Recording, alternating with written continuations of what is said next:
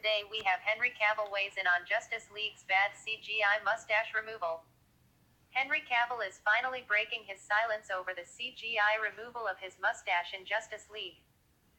As fans know, the DC Extended Universe superhero extravaganza had a rough road to the big screen this past November, beginning with the personal tragedy that led to director Zack Snyder stepping down and former Marvel helmer Joss Whedon taking his place. Adding insult to injury, the film was a costly miss for Warner Brothers and DC Films at the box office, as it ended its theatrical run with $229 million domestically, a paltry number by superhero movie standards. While not nearly as serious, another problem for Justice League came during reshoots when it was revealed that Cavill, under a contractual obligation with Paramount Pictures for the upcoming spy thriller Mission Impossible Fallout, couldn't shave off the mustache he grew for the Tom Cruise film. Naturally, jokes about the quandary ensued, with even Cavill joining in on the fun.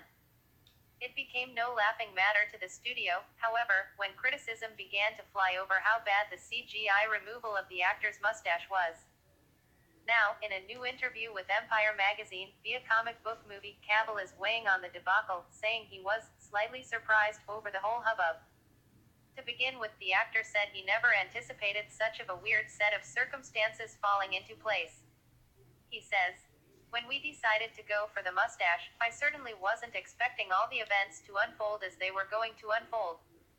I wasn't expecting Justice League reshoots to be as extensive as they were.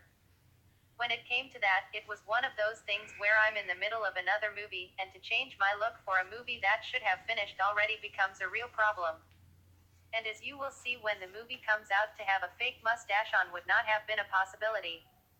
You'll think, okay, yeah, a fake mustache would perhaps have been blown off in this situation. Unfortunately, it led to much dismay when Justice League came out, but that's the nature of these things. You can't win every time." Of course, Justice League wasn't a big winner for Warner Brothers, but it can hardly be blamed on the bad CGI removal of Cavill's mustache. True, it provided more ammunition for the movie's detractors to throw at the beleaguered film, but in terms of the actual cost of doing so, Warner Brothers speculated when the problem arose that it wouldn't be that costly. Even so, a YouTube user tried to embarrass the production with a video saying the removal of Cavill's mustache looked better when it was done on a desktop PC than it did in the movie.